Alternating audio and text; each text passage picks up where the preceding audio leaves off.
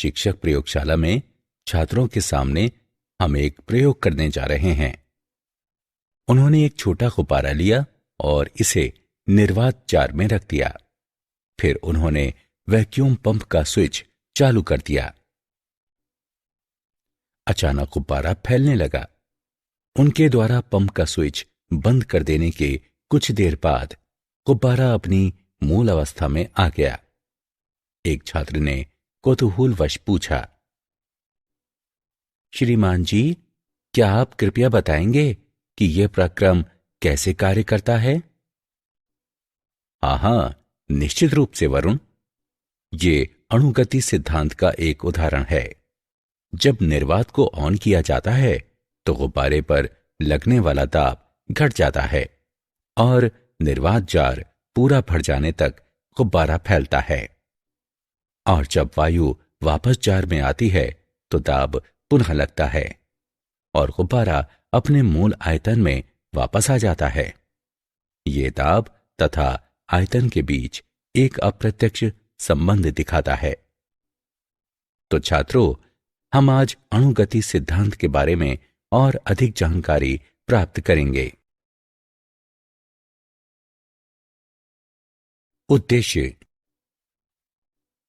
इस पाठ के अंत में आप निम्न करने में सक्षम हो जाएंगे: अणुगति सिद्धांत को परिभाषित करना, द्रव्य की आणविक प्रकृति की व्याख्या करना, गैसों के व्यवहार को समझना, बॉयल के नियम तथा चार्ल्स के नियम को परिभाषित करना, आदर्श गैस के अणुगति सिद्धांत को जानना, आदर्श गैस के ताप की गणना करना, ताप की अणुगतिक व्याख्या करना, मैक्सवेल बंटन फलन को समझना, ऊर्जा समविभाजन के नियम को परिभाषित करना, विशिष्ट ऊष्माधारिता की गणना करना,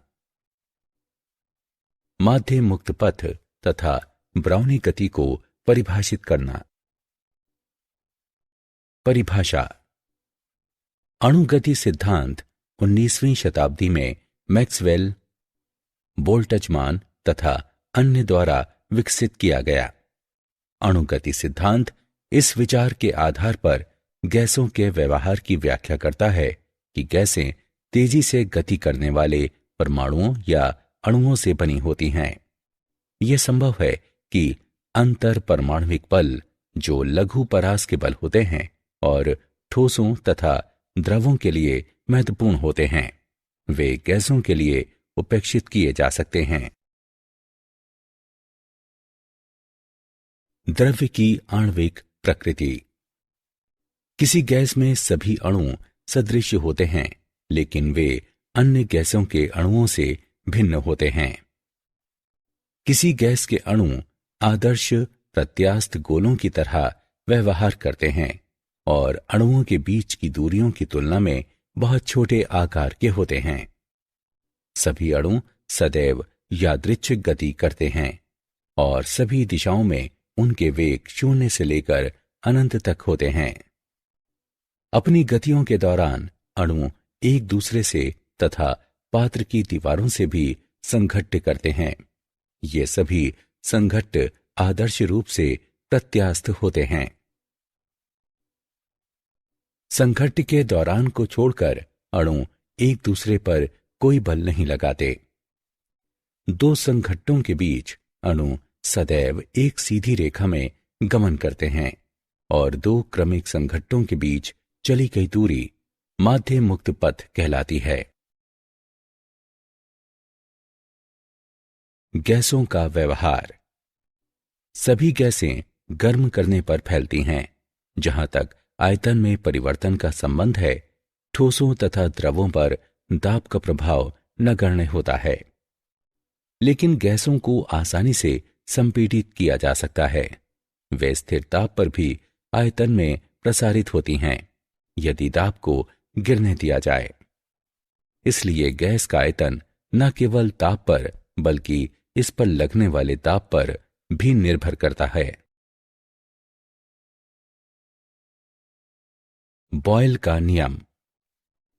बॉयल के नियम के अनुसार ताप नियतांक रखने पर गैस के किसी दिए गए द्रव्यमान का दाब उसके आयतन के व्युत्क्रमानुपाती होता है। पीवी बराबर स्थिरांक, जहां पी दाब है और वी आयतन है। यह इसका अनुसरण करता है कि यदि गैस का आयतन घटाकर आधा कर दिया जाए तो इसका दाब दोगुना हो जाएगा। नियतांक ताप पर गैस की ऊर्जा का नियतांक मान होता है और जब तक ताप नियतांक बना रहता है तब तक गैस के प्रसार या संकुचन के साथ ये ऊर्जा बढ़ती या घटती नहीं है। बॉयल के नियम का पूर्णतः पालन करने वाली गैस आदर्श गैस कहलाती है। बॉयल के नियम को इस तरह से कहा जा सकता है कि नियतांक ताप पर गैस का घनत्व इसके दाब से संगत रूप में बढ़ता है। पी बटे रो नियतांक। चार्ल्स का नियम। चार्ल्स के नियम के अनुसार किसी गैस का आयतन प्रत्येक 1 डिग्री सेल्सियस ताप पर परिवर्तन के लिए 0 डिग्री सेल्सियस पर इसके आयतन के गामा यानी पी परिवर्तित होता है यदि दाब स्थिर रखा गया हो। V बराबर V नॉट गुणे 1 प्लस गामा पी थीटा, जहां V थीटा डिग्री सेल्सियस पर आयतन है तथा V नॉट 0 डिग्री सेल्सियस पर आयतन है। उपरोक्त संबंध को निम्न प्रकार से लिखा जा सकता है। V बराबर V नॉट गुणे 1 प्लस थीटा बटे 273। समीकरण के अनुसार आयतन तथा ताप के बीच ग्राफ एक सीधी रेखा होता है। ताप के पूरे परास में आदर्श गैस इस समीकरण का पालन करती है।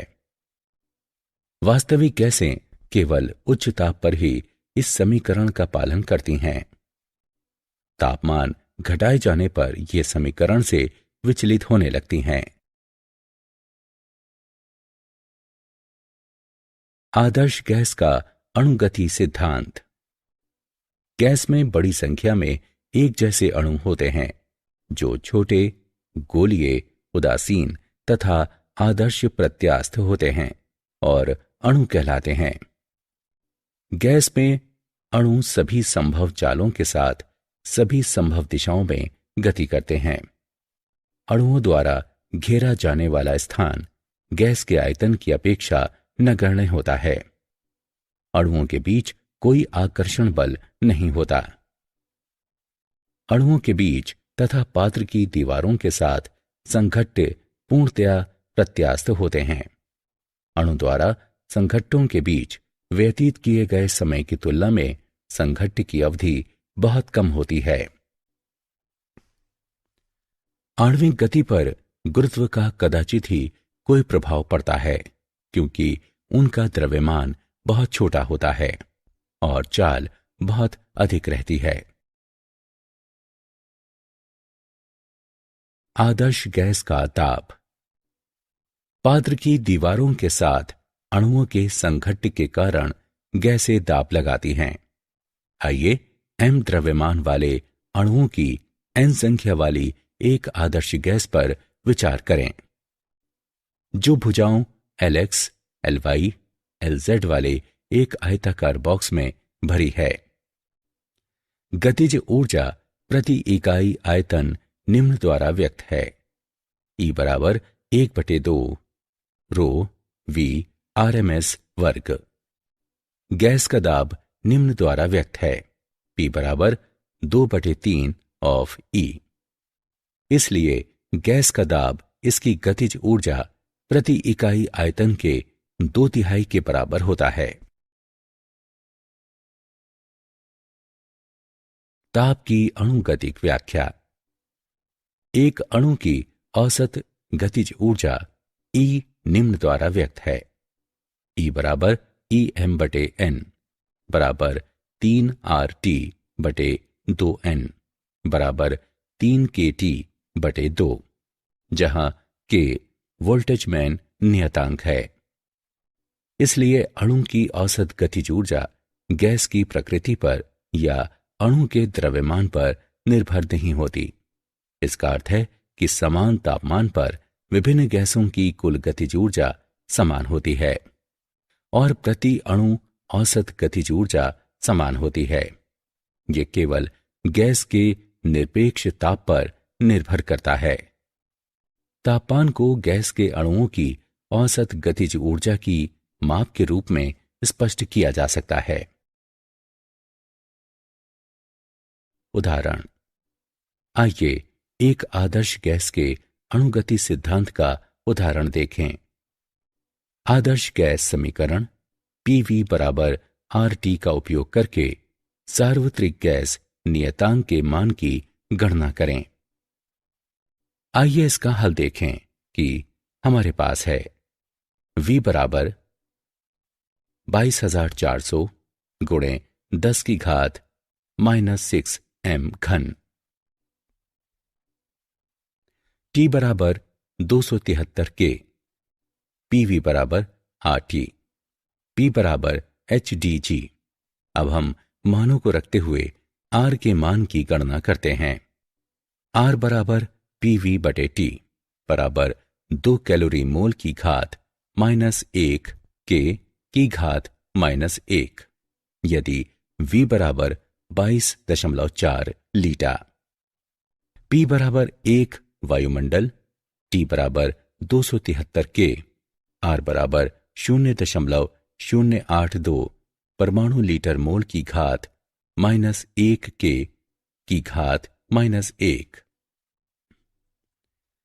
अतः सार्वत्रिक गैस नियतांक का मान 0.082 परमाणु लीटर मोल की घात -1 K की घात -1 है। मैक्सवेल बंटन फलन।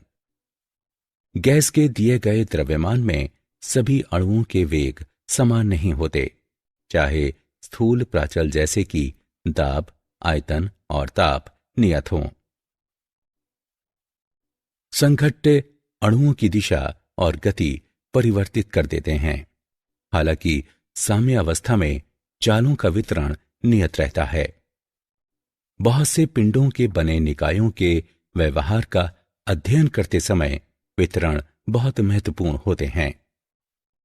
आणविक चालों का वितरण V तथा V प्लस dV चालों के बीच अणुओं की संख्या बताता है। V तथा V प्लस dV चालों के साथ अणुओं का अंश पट्टी के क्षेत्रफल के बराबर होता है। ऊर्जा के समविभाजन का नियम। ऊर्जा समविभाजन के नियम के अनुसार तापीय साम्यावस्था में किसी गतिशील निकाय के लिए कुल ऊर्जा सभी स्वतंत्र कोटियों में समान रूप से बंटित होती है और प्रत्येक अणु से प्रति स्वतंत्र कोटि संबद्ध ऊर्जा 1/2 kT होती है, जहां K बराबर वोल्टजमैन नियतांक, T बराबर निकाय का निरपेक्ष ताप, निकाय की स्वतंत्रता की कोटि। इसे स्वतंत्र निर्देशांकों की संख्या के रूप में परिभाषित किया जाता है, जो प्रणाली की स्थिति या विन्यास स्पष्ट करने के लिए आवश्यक होते हैं। एक निकाय की स्वतंत्रता कोटि की संख्या निम्न रूप में व्यक्त है। F बराबर 3n-a, जहां F बराबर स्वतंत्र कोटियों की संख्या, n बराबर एक अणु में परमाणुओं की संख्या, a बराबर एक अणु के परमाणुओं के बीच स्वतंत्र संबंधों की संख्या। ऊष्मा समविभाजन का नियम इस रूप में भी स्पष्ट किया जा सकता है कि नियतांक दाब तथा ताप पर किसी दी गई गैस के एक अणु की कुल औसत गतिज ऊर्जा इसकी सभी स्वतंत्र तय कोटियों के बीच समान रूप से बंटित होती है और प्रति स्वतंत्र तय कोटि प्रति अणु औसत गतिज ऊर्जा 1/2 kT होती है, जहां T बराबर गैस का तापमान है। विशिष्ट ऊष्मा धारिता।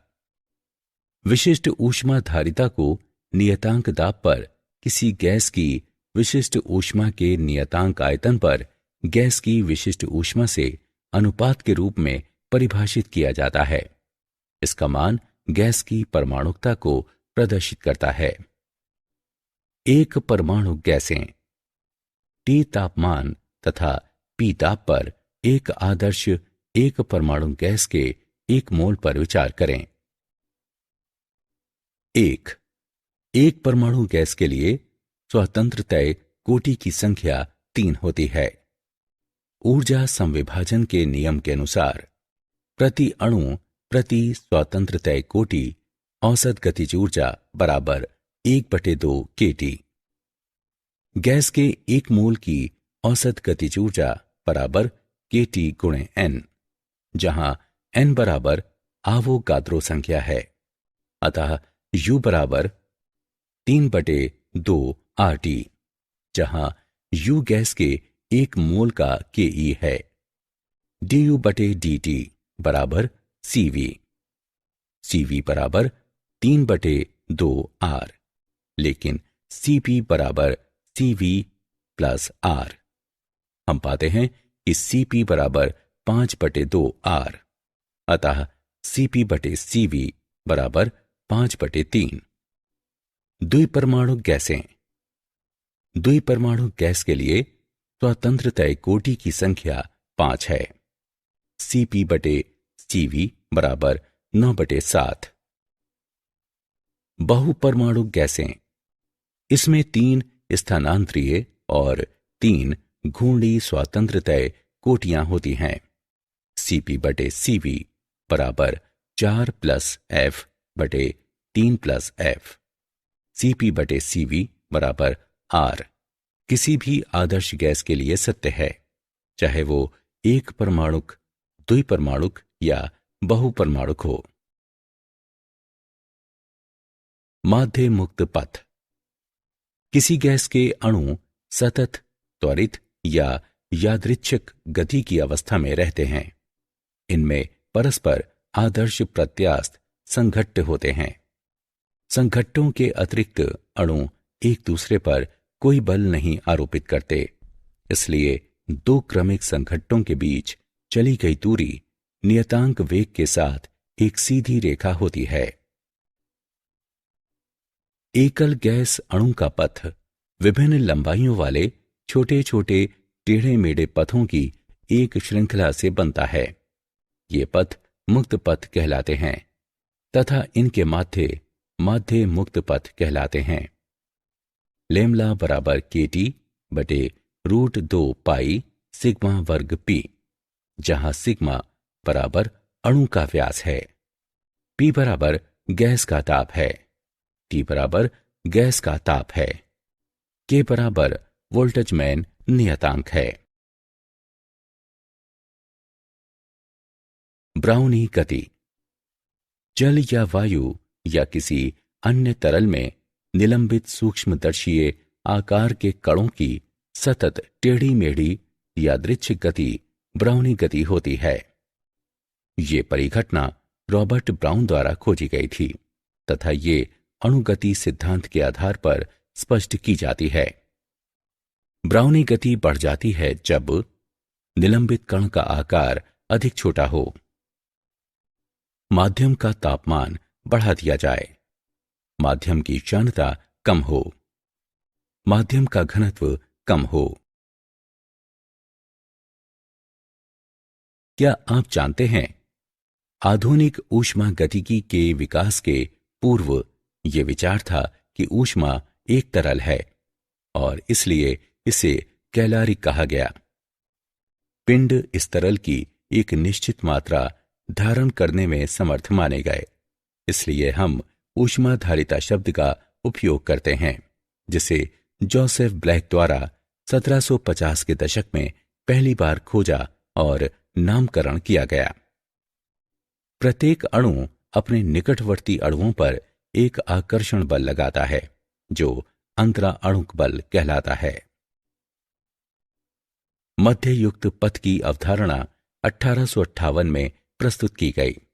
जर्मन भौतिकविद रूडोल्फ क्लॉसियस ने इसे आणविक गति होने पर गैसीय पिंडों के पृथक अणुओं द्वारा चले गए पथों की माध्य लंबाई के रूप में परिभाषित किया। सारांश। आइए हमने जो कुछ सीखा है उसे संक्षेप में दोहराएं। अणुगति सिद्धांत इस विचार के आधार पर गैसों के व्यवहार की व्याख्या करता है कि गैसें तेजी से गति करने वाले परमाणुओं या अणुओं से बनी होती हैं। गैस का आयतन न केवल ताप पर बल्कि इस पर लगने वाले दाब पर भी निर्भर होता है। बॉयल के नियम के अनुसार ताप नियत रखने पर गैस के किसी दिए गए द्रव्यमान का दाब उसके आयतन के व्युत्क्रमानुपाती होता है। चार्ल्स के नियम के अनुसार किसी गैस का आयतन प्रत्येक 1 डिग्री सेल्सियस ताप परिवर्तन के लिए 0 डिग्री सेल्सियस पर इसके आयतन के गामा पी पर परिवर्तित होता है। यदि दाब स्थिर रखा गया हो तो गैस का दाब इसकी गतिज ऊर्जा प्रति इकाई आयतन के 2/3 के बराबर होता है। अणु की औसत गतिज ऊर्जा गैस की प्रकृति पर या अणु के द्रव्यमान पर निर्भर नहीं होती। ये केवल गैस के निरपेक्ष ताप पर निर्भर करता है। जल या वायु या किसी अन्य तरल में निलंबित सूक्ष्मदर्शीय आकार के कणों की सतत टेढ़ी मेढ़ी यादृच्छिक गति ब्राउनी गति होती है। विशिष्ट ऊष्माधारिता को नियतांक दाब पर किसी गैस की विशिष्ट ऊष्मा के नियतांक आयतन पर गैस की विशिष्ट ऊष्मा से अनुपात के रूप में परिभाषित किया जाता है।